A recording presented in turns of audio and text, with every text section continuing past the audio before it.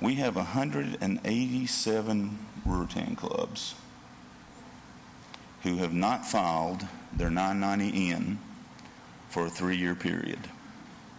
Now, you know what happened to those 187 Ruritan Clubs?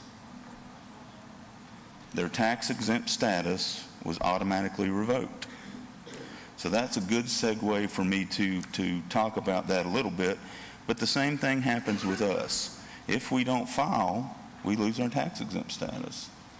That's a pretty harsh reality for a club or for an organization that's a 501c4, because we hang our hat on a lot of the benefit of being a Ruritan Club is the tax-exempt status. And so we've got to work with these clubs. We've got to have the R35s so that everybody stays exempt. The value of tax exemption is roughly 28%. So if you raise $1,000, the cost of taxes, if you weren't tax exempt, would be $280. So for every $1,000 you raise, you get to keep $280 extra to put back to work in your community or in your district. In my mind, that's a pretty good chunk of change, and you want to continue to have that. Specifically to the Club 990s, and I'm going to run through this pretty quickly. I think I'm eating up Frank's time at this point. We're not alone. I do want you to feel better about that if you can, in terms of the fact that we're not alone. There are 6,500 Lions clubs on the list. There are 900 Rotary clubs on the list. There are 500 Optimist clubs on the list. There are 700 JC clubs on the list. Exchange Club has 100 clubs on the list. In terms of all total small nonprofits in this country, there are 279,000 small nonprofits on the list of groups that have lost their tax-exempt status for not filing a 990N. That includes things like volunteer fire departments and rescue squads and whatever other nonprofits didn't file. So I can't imagine that there's not an outcry from this entire group. I will tell you that we've written some letters. But the fact of the matter is, it's a requirement. It's a congressional requirement. It's a federal law that these groups have to file 990s. We started publicizing it back in 2007 when we first got the word. And I'll tell you how it came about. It was the Pension Act of the Pension Protection Act of 2006 that actually caused our clubs to have to file 990Ns. Now, that wasn't really aimed at us. It was aimed at supporting organizations for 501c3s. However, it applies to us. The way I try to explain it to people who call me is that we weren't the target, but we actually got caught by the spray of the bullets that were a little more far-reaching than I think that the Congress intended it to be. At any rate, it's a requirement. It's a federal requirement. It's not a Ruritan national policy, but a requirement by federal law. All of our clubs must file. None of our clubs are exempt from the filing except for 2 reasons. One is that they filed a 990, full-blown 990 form. The other is that they filed a 990EZ. Unless you filed one of those other 2 forms, every club in Ruritan has to file that 990N e-postcard. Now, I'm going to tell you some things about how that filing happens, and we'll go through these real quickly because they're written and you don't have to memorize it or even write it down. Whoever files the 990N for the club has to have a valid email address. And just for your information, there are some free ones out there: Gmail, Yahoo, Hotmail. You can get a free email address. You don't have to own a PC. You can go create an email address at a free PC in a library and file your 990 there. It's web-based, so you don't have to own any software in particular. The email address that they ask you to have is the email address that they send back a email that says, we've either accepted your 990N or we've rejected it. If the club has trouble filing, they can go to the Urban Institute, which is the trusted partner of IRS for filing the 990Ns. Handouts are in the book, but I want to run real quickly through this with you to tell you where you go to do it. you log on to www.irs.gov. That's the IRS website. You choose the Charities and Nonprofits tab. 2. You select the charitable organizations heading. 3. You select the exempt organizations filing requirements. 4. You select resources and tools. 5. You select annual filing. 6. You under how, you click on a word here that's in quotation marks. 7. You select that you are willing to leave the IRS site. 8. That selection will take you to the Urban Institute site, who is the partner for IRS, and then you have to register 1 so that you can log in, or if you've already registered, you log in. So if you look at all those things together, it's a 12-step program. Now, I don't know if that's important or if it's coincidental or not, but there are 12 steps to getting to where you file your 990N. The interesting thing about that is there are only 8 questions on the 990N. So it's actually harder to get to the place that you file your 990N than it is to file your 990N. And again, the funny part of that is 2 of those questions you may not even have to answer. The questions are, what is your employer identification number? And if you don't know that, we do. Call us and we'll give it to you. What's the tax year? Are you filing for 2011? What is the legal name of the organization and its mailing address? Any other names that the organization goes by? So unless your club has an alias, that's a question you probably don't have to answer. Name and address of an officer that you'd like to use as a contact. And if you're filling it out and you got the 3 email address and you just want to pick on somebody else, you can choose their name. But it's probably going to be you. The website address. And again, this is one of those questions, if you don't have a website, then you don't have to put the information in there. You confirm that the club made less than $25,000 in gross revenue for the preceding year. And guess what? Oh no, you have to tell them one other thing. You have to tell them if you are terminating, dissolving, disbanding, whatever the term you want to use is. And that is it. Easier to do that than it is to navigate through the IRS site to get there. And so it boggles my mind because the clubs that are filing 990s, which is about a 15-page document and could require 4 or 5 different schedules, are filing them.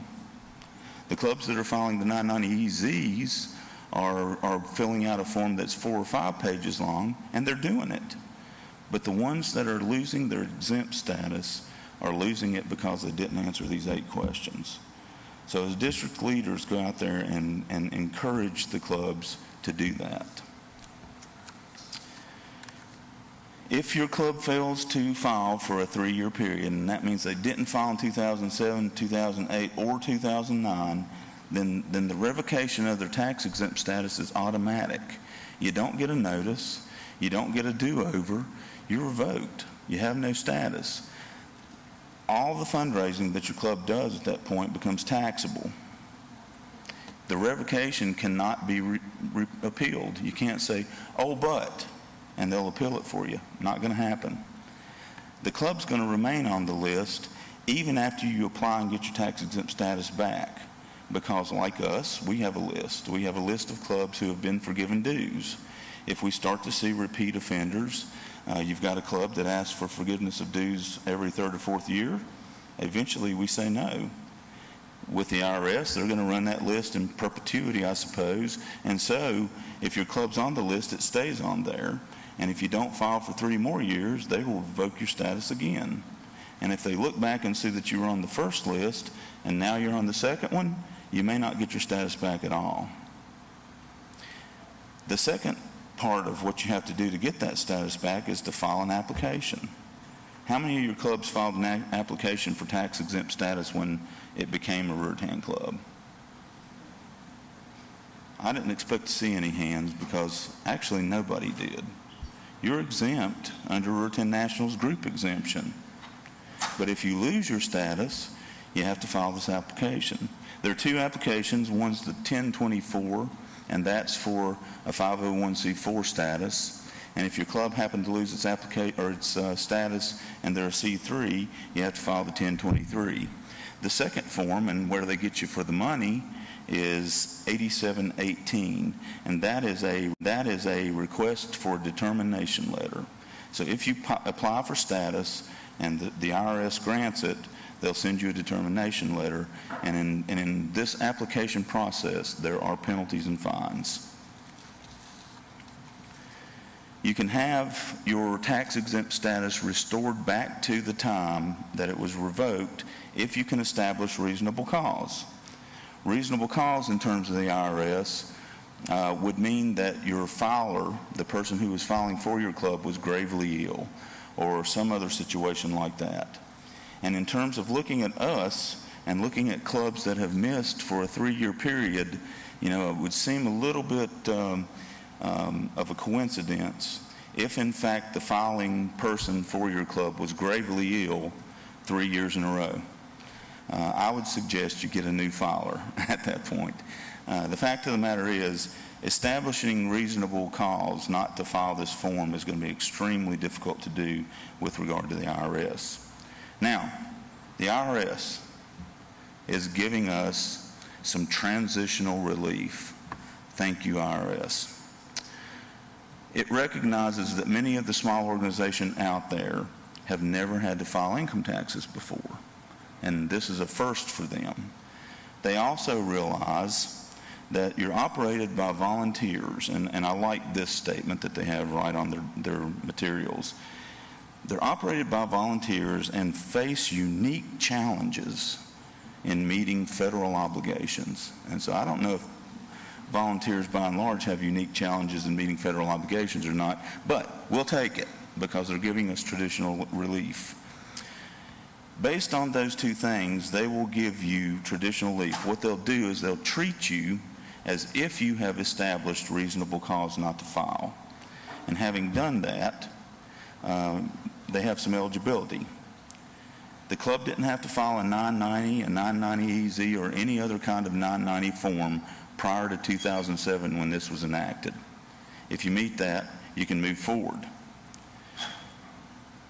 You have to have been able, as a club, to file a 990N e-postcard in all 3 of the years that you didn't file, the 2007, 8, 9 years. And all that really means for that period of time is that you had less than $25,000 of gross revenue. The other thing you have to do is you have to file this application and the form by December 31st of this year. So let me say this. We spent 3 years and put, you can't even count them, probably 25 or 30 articles, posts, emails. It was in audit letters. It was in flyers that we sent out to clubs. Spent 3 years informing them about this legislation, and still we had 187 clubs that didn't file. Gentlemen and ladies, we have 6 or 7 months at this point to get those 187 clubs who didn't file their income status back. So this is pretty urgent, and you need to get familiar with it and go back out there and help these folks get their status back. Mike, yes? you made an earlier statement that as district leaders, it's our responsibility to work with the clubs and help get the status back, and then you say we've got 6 months to help. How do we know which clubs in our district haven't? I'll get to that for you, Curtis. As a matter of fact, we're going to, we hope, in the next week, we're going to provide some transitional relief as well. The 1024 that you have to fill out is about a 15-page document. Of those 15 pages, you don't have to do a thing at all on 6 or 7 of them. On 4 or 5 of them, there's a lot of generic information. We're going to fill that out for you. We're going to get those things as far along the process as we can, develop an instruction sheet, and send it to every club that's on the list. We'll copy you as a district governor with a list of those clubs in your district, so you will know who's getting this information. Well, in fact, we'll copy you and the assigned reps with the packet itself so that you get the instruction sheets and you know how this is done. not a long time.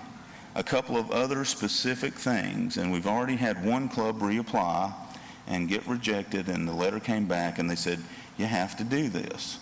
And so I went to the literature and read, and sure enough, right there in the literature it says, on the top of the 1024 or the 1023, if that's the one you file, you have to write Notice 2011-43.